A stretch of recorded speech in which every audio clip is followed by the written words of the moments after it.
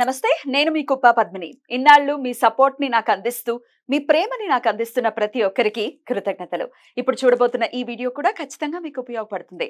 Like, share and subscribe చేసి మీ ఇష్టాన్ని అలాగే మీ సపోర్ట్ ని నాకు అందించండి. అలాగే ఈ వీడియో పట్ల మీ అభిప్రాయాన్ని కామెంట్ సెక్షన్ లో కామెంట్ చేసి నాకు తెలియజేయండి. నమస్తే. ఓం శ్రీ గురుభ్యో నమః.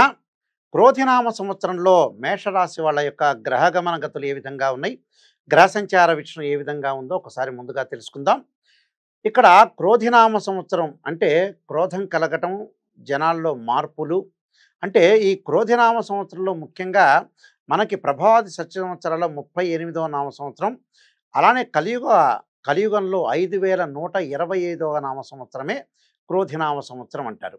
ఈ క్రోధినామ సంవత్సరంలో మేషరాశి వాళ్ళ యొక్క ఫలితాలు ఏ విధంగా ఉన్నాయో తెలుసుకుందాం. ముందుగా అశ్విని నక్షత్రం 1, 2, 3, 4 పాదాల్లో జన్మించిన వాళ్ళు, అలానే భరణి నక్షత్రం 1, 2, 3, 4 పాదాల్లో జన్మించిన వాళ్ళు, కృత్తికా నక్షత్రం 1వ పాదంలో జన్మించిన వాళ్ళందరూ కూడా మేషరాశి జాతకులు అవుతారు. మేషరాశి వాళ్ళకి ఈ సంవత్సరం ఆదాయం 8గా ఉంటుంది, 14 ఖర్చుగా ఉంటుంది, అలానే రాజ్యపూజ్యం 4గా ఉంటుంది, అవమానం 3గా ఉంటుంది. అయితే మేషరాశి వాళ్ళందరికీ కూడా ఏ విధంగా ఉండబోతుందో చూస్తే ఈ సంవత్సరం అంతా కూడా గురువు రజితమూర్తిగాను, అలానే తదుపరి ద్వితీయ స్థానంలో గురువు యొక్క సంచారం వల్ల తామ్రమూర్తిగాను, శని లాభంలో ఉండటం వల్ల లోహమూర్తిగాను, రాహుకేతువులు కూడా ఈ సంవత్సరం అంతా కూడా రజితమూర్తిగా ఉంటాయి. అయితే ఇక్కడ మేషరాశి వాళ్ళకి ఎలాంటి ఫలితాలు ఏ విధంగా ఉండబోతున్నాయో మనం ఒకసారి చూస్తే ముఖ్యంగా మేషరాశి వాళ్ళందరికీ కూడా మన గ్రహగమన గతులు స్థితుల యొక్క విషయాన్ని మనం ముందుగా పరిశీలన చేస్తుంటే ఏప్రిల్ 30వ తారీఖు వరకు గురువు మేషంలో సంచారము, అలానే ముఖ్యంగా మే 1వ తారీఖున ద్వితీయ స్థానంలో గురువు యొక్క సంచారం, వ్యయ స్థానంలో రాహు, ఏకాదశ స్థానంలో శని యొక్క సంచారం, అలానే షష్టమ స్థానంలో కేతు యొక్క సంచారం, అలానే రవి, బుధ, శుక్ర గ్రహాలు 30 రోజులతో పాటు ఒక రాశి నుంచి మరొక రాశికి మారటం, కుజుడు 45 రోజుల పాటు మారుతూ ఉంటాడు. అయితే ఇక్కడ ముఖ్యంగా ప్రధానంగా స్థితిగతులు ఇవన్నీ కూడా మనం అంచనా వేసుకునేటట్టయితే ఈ మేషరాశి వాళ్ళకి ఈ సంవత్సరం అంతా కూడా అనుకూలమైన ఫలితాలు జరిగే అవకాశం ఉంటుంది, కార్య విజయం జరిగే అవకాశం ఉంటుంది. ప్రధానంగా అధికారుల చేత కొంత ఇబ్బందులు, అలానే భయము, విరోధం కలిగజేసే అవకాశాలు బాగా ఎక్కువ మెండుగా ఉంటాయి. ఈ సంవత్సరంలో కూడా ఆర్థిక పరంగా ఆదాయం బాగా పెరగటము, అనుకూలమైన విషయాల్లో ముందుకు వెళ్ళటం, సర్వకార్య విజయాన్ని సాధించే అవకాశం ఉంటుంది. అలానే హృదయ సౌఖ్యం అనేది బాగా ఎక్కువగా ఉంటుంది. యశోవృద్ధి కలిగే అవకాశాలు, సౌభాగ్యము, ధనాదాయము, ధర్మ కార్యక్రమాలు చేయించే అవకాశాలు, సంతోషం కలగజేసే అవకాశాలు బాగా ఎక్కువ ఉంటాయి. అయితే శత్రువులు కొంతమంది మిత్రులుగా జరిగే అవకాశాలు ఎక్కువ ఉంటాయి. అయితే మేషరాశి వాళ్ళకి ముఖ్యంగా 11వ స్థానంలో లాభస్థానంలో శని యొక్క సంచారం వల్ల అనుకూలంగా ఉండటం, ప్రతి పనిలో కూడా విజయం సాధించే అవకాశం ఉండటం ఒకటి, ద్రవ్యలాభం కలిగే అవకాశాలు, భార్య పుత్రాది స్వజనులతోటి మోదం కలిగే అవకాశాలు ఎక్కువ ఉంటాయి. సకల కార్యాలయందు కూడా లాభం కలుగుతుంది. సాధారణంగా 11వ స్థానంలో శని యొక్క సంచారం వల్ల బాగా అద్భుతమైన రిజల్ట్స్ వచ్చే అవకాశాలు బాగా ఎక్కువగా ఉంటాయి. ఏమిటి మరి మేషరాశి వాళ్ళకి జన్మంలో గురువు ఉన్నారు, మరి ద్వితీయంలో గురువు ఎప్పుడు వస్తాడు అంటే మే 1వ తారీఖున మధ్యాహ్నం 12 గంటలకి ఇక్కడ దేవగురువు అయిన బృహస్పతి ద్వితీయ స్థానంలో వృషభ రాశిలో సంచారం వల్ల అనుకూలమైన ఫలితాలు జరిగే అవకాశం బాగా ఎక్కువ ఉంటుంది. అంటే గురువు ధనకారకుడు, లాభకారకుడు, సంతానకారకుడు కాబట్టి ఇక్కడ వివాహం కాని స్త్రీ పురుషులందరూ కూడా వివాహాలు జరిగే అవకాశం బాగా ఎక్కువగా ఉంటుంది. అలానే సంతానం లేని వాళ్ళకు కూడా సంతానం కలిగే అవకాశాలు కూడా బాగా ఎక్కువ ఉంటాయి.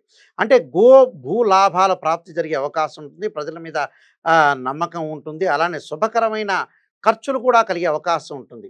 అంటే గురువు వల్ల ధనకారకుడు, లాభకారకుడు కాబట్టి గురువు వల్ల మంచి జరిగే అవకాశం బాగా ఎక్కువ ఉంటుంది. అంటే మే 1వ తారీఖు నుంచి చాలా అద్భుతమైన ఫలితాలు జరిగే అవకాశం, అభివృద్ధి, లాభాలు, రాజకీయ రంగంలో ఉన్న వాళ్ళకు కూడా మంచి అభివృద్ధి, అలానే పై గుర్తింపు జరిగే అవకాశాలు ఎక్కువగా ఉంటాయి.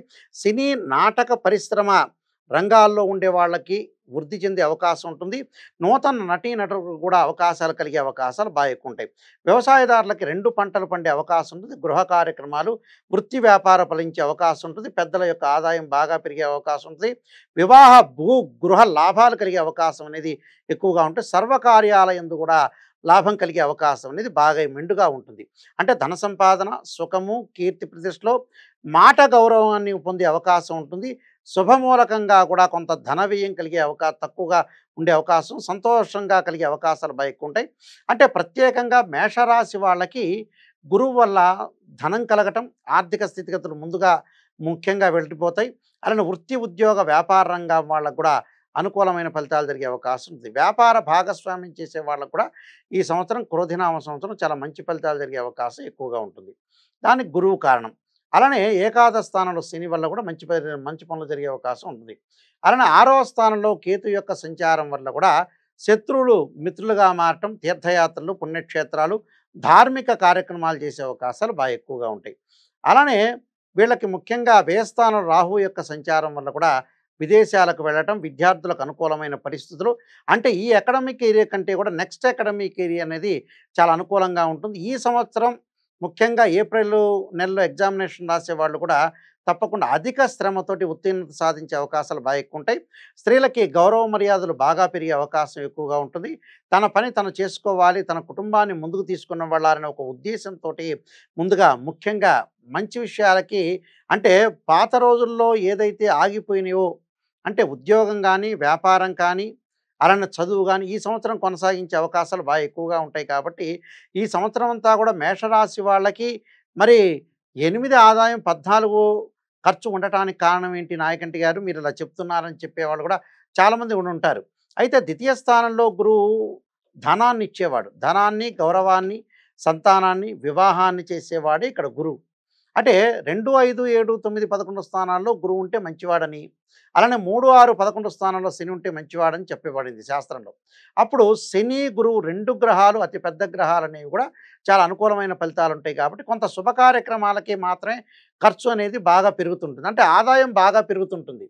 ఆదాయంతో పాటు వీళ్ళ ఖర్చు కూడా పెరగటానికి ఏమిటంటే పిల్లల యొక్క పెళ్ళిళ్ళు, చదువులు, దానితో పాటు ఇళ్ళ నిర్మాణం చేపట్టే అవకాశాలు ఎక్కువగా ఉంటాయి. కాబట్టి ఇక్కడ గురువు మేలు చేస్తాడు, శని కూడా మేలు చేస్తాడు. అలానే రవి, బుధ, శుక్రగ్రహము నెల రోజులకు పాటు ఒక రాశి నుంచి మరొక రాశికి మారుతాడు.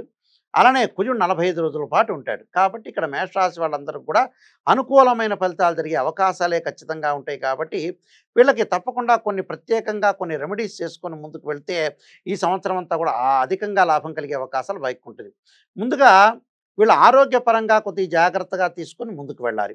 అంటే దీర్ఘకాలిక వ్యాధులు ఉన్న వాళ్ళు కొద్దిగా ప్రయారిటీ చేసుకొని చాలా జాగ్రత్తగా ఆలోచన చేసి ముందుకు వెళ్ళటం అనేది చాలా శుభదాయకంగా చెప్పబడింది.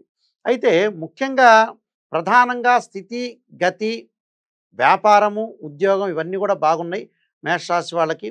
మేషరాశి వాళ్ళు చేయాల్సిన పరిహారం ఏంటంటే దుర్గా సప్తశతి పారాయణం ఒకటి, ఆదిత్య హృదయ పారాయణం చేయటం చాలా మంచిది. ముఖ్యంగా శరీరే జర్జరి 5, 7, 9, 11 స్థానాల్లో గురువు ఉంటే మంచివాడని, అలానే 3, 6, 11 స్థానాల్లో శని ఉంటే మంచివాడని చెప్పబడింది శాస్త్రంలో. పోతే వ్యాధిగ్రస్తే కళేబ్రే ఔషధం జాహ్నవీతోయం వైద్యో నారాయణ హరి అనే మంత్రాన్ని చక్కగా చదువుకోవాలి.